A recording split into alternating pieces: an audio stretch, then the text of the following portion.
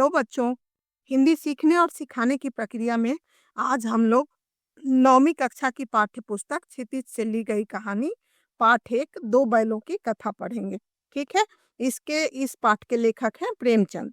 प्रेमचंद बहुत ही प्रसिद्ध कथाकार थे। इनका बचपन गरीबी में बीता था, इसीलिए इनकी रचना में किसानों, मजदूरों, गरीबों की अधिकतर बातें की गई हैं। उनकी रचनाएं आजादी से पहले की है, इसलिए इन्होंने इस कहानी में बैलों के माध्यम से आजादी के लिए संघर्ष और संघर्ष के परिणाम को दर्शाया है। ठीक है। अब आप लोग क्लास 9th में पढ़ रहे हो। पाठ को एक बार खुद से लाइन बाय लाइन पढ़ लोगे तो उसके बाद सारांश समझने में आसानी होगी।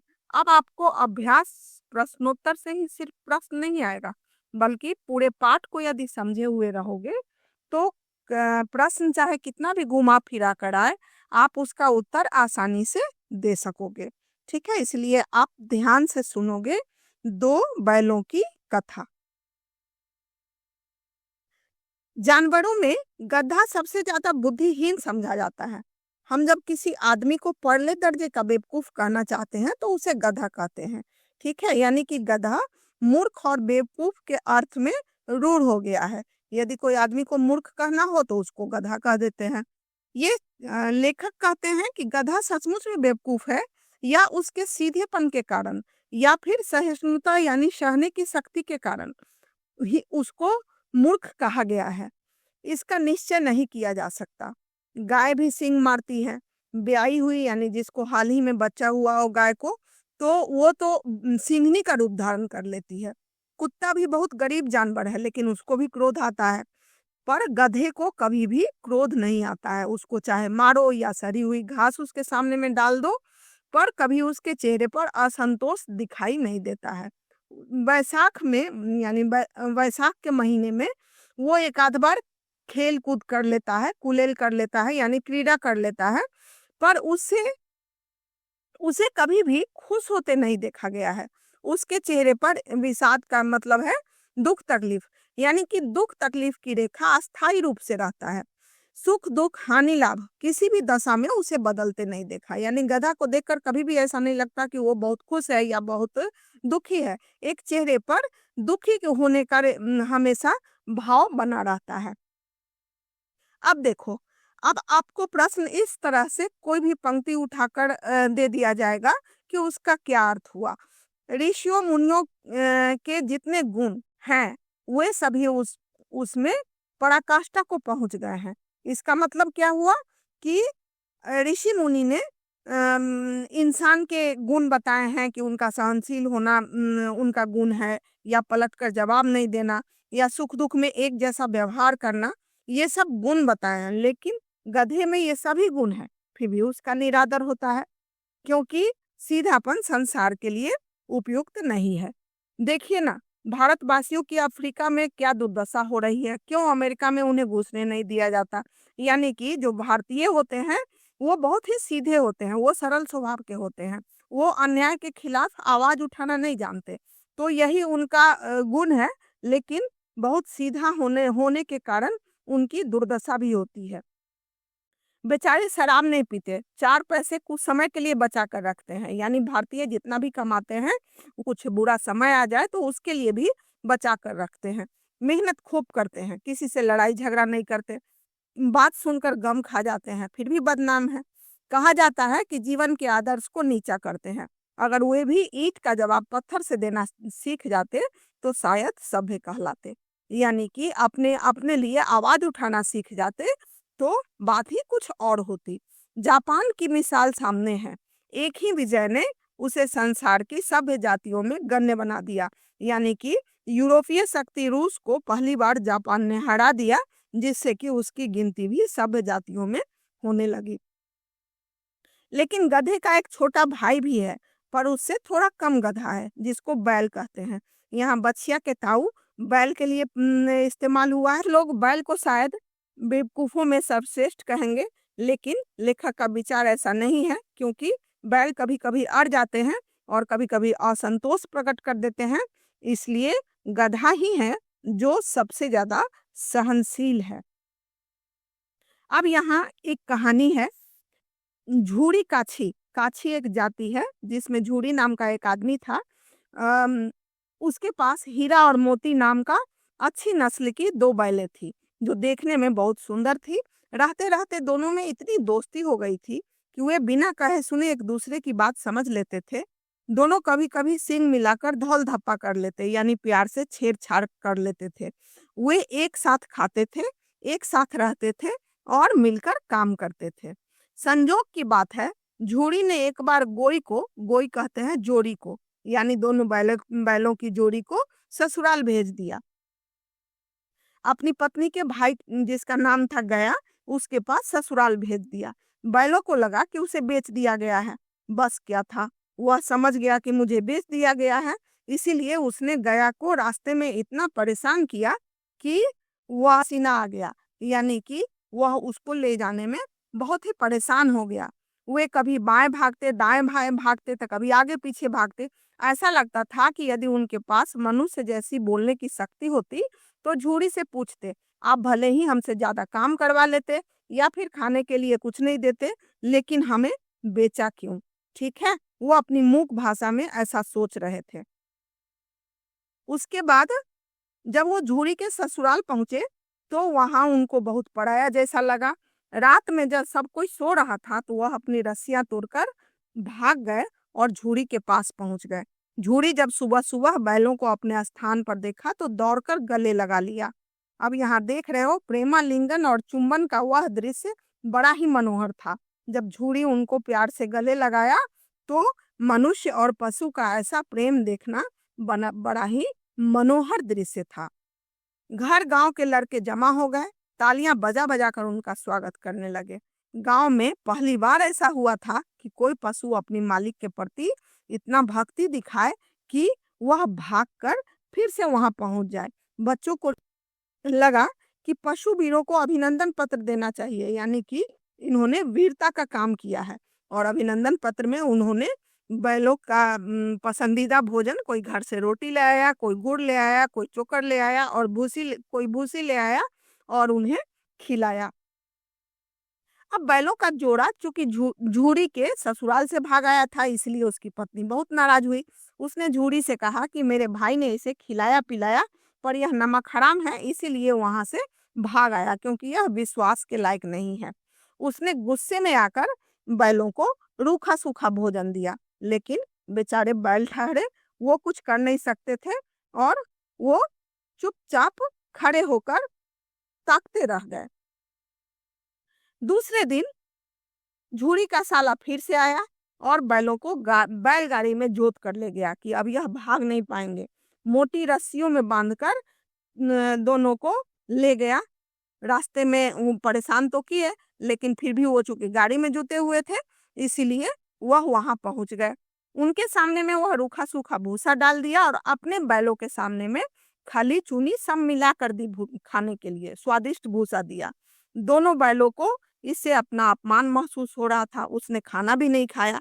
दूसरे दिन गयान बैलों को खेतों में जोतना चाहा, पर वे जिद पर अड़ गए और मार खाने के बाद भी उन्होंने भागने की कोशिश की।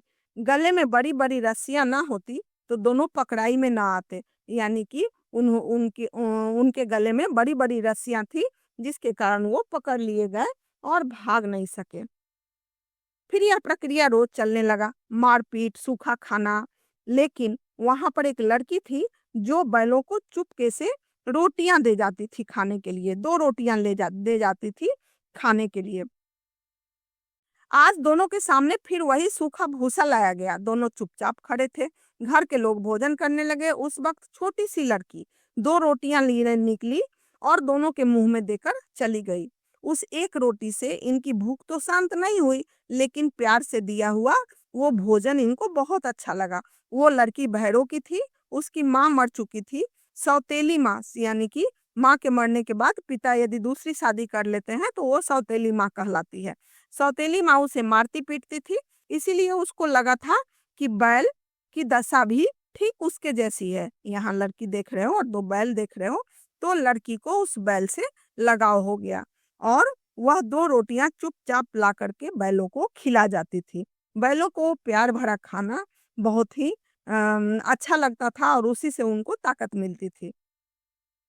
फिर एक रात क्या हुआ कि दोनों बैल भागने की कोशिश में लगे हुए थे, रस्सियाँ चबा-चबा कर उसको पतला कर रहे थे। तभी वह लड़की आई, निकाल दिया खूँटा से, खोल दी और उसको भागने के लिए बोली। बैल भागना नहीं चाहते थे क्योंकि उनको पता था कि मेरे जाने के बाद इस लड़की की दुर्दशा हो जाएगी। पर लड़की चिल्लाने लगी कि दोनों फूफा वाले बैल भागे जा रहे थे। यानी उसने संकेत दिया कि जल्दी भागो, जल्दी दौड़ो। और फिर क्या हुआ, दोनों भूख से व्याकुल हो रहे थे। जब वो भाग रहे थे, तो दोनों भूख से व्याकुल हो रहे थे। खेत में मटर खड़ी थी और वह चरने लगे। फिर वहाँ का रखवाला उनको पकड़ लिया और उनको पकड़कर कांजी हाउस में डाल दिया। अब कांजी हाउस क्या होता है? कांजी हाउस होता है एक प्रकार से पशुओं का जेल होता है, जहाँ इधर-उधर आवारा पशु जो खुले में घूमते रहते हैं, दूसरा फसल नुकसान करते हैं, उनको वहाँ पर कांजी हाउस में कैद कर दिया जाता है और बाद में वो उसको यदि मालिक कुछ पैसे देकर छुड़ा लेते हैं तो ठीक है, नहीं तो उसको बेच दिया जाता है। कांजी हाउस में दोनों मित्रों को जीवन में पहली बार ऐसा साबिका पड़ा, यानी कि ऐसा वास्ता पड़ा कि सारा दिन बीत गया और उनको खाने के लिए कुछ भी नहीं मिला। वहां पर और भी जानवर कैद थे, जैसे भैंसे, बकरियां, घोड़े, गधे, ये सब भी कैद थे। बाद में उनको लगा कि इससे ठीक तो गया ही था, जो हमको कम से कम खाने के लिए तो देता था। पर वो तो आज़ाद होना चाहते थे और उसने वो कान्ही हाउस की दीवार को तोड़ना शुरू किया और धीरे-धीरे चोट करते-करते आधी दीवार ढह गई। फिर उसने पूरा तोड़ दिया और दीवार का गिरना था कि अधमरे से पड़े सभी जानवर चेत उठे। यानी कि जानवरों को वहाँ खाना-पीना नहीं दिया जाता था, तो किसी के शरीर में जान नहीं था, वो अधमरे से थे।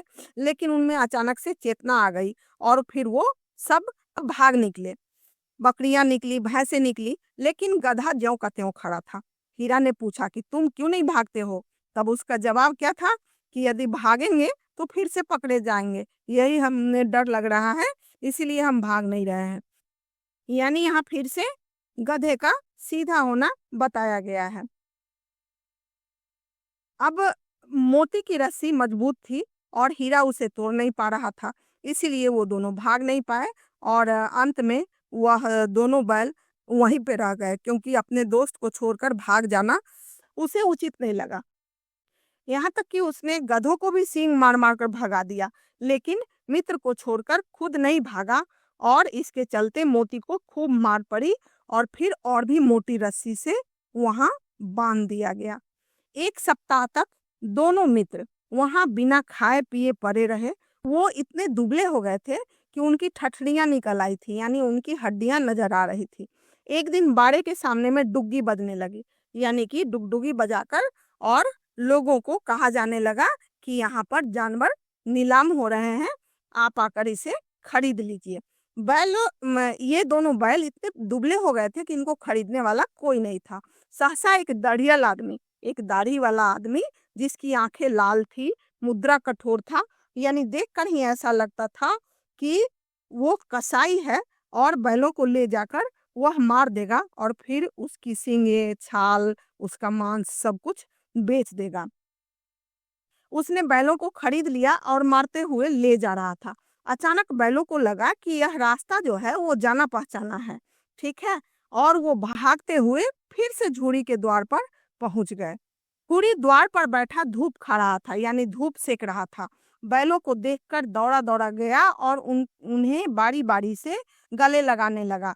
मित्रों की आंखों में से आनंद के आंसू बहने लगे। एक झूड़ी का हाथ चाट रहा था। अपने मालिक के पास पहुंचकर दोनों बैल बहुत ही भावुक हो रहा था।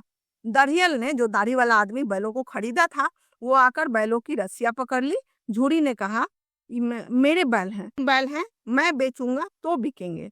किसी को मेरे बैल नीलाम करने का क्या अख्तियार है? यानी कोई मेरे बैल को क्यों नीलाम करेगा?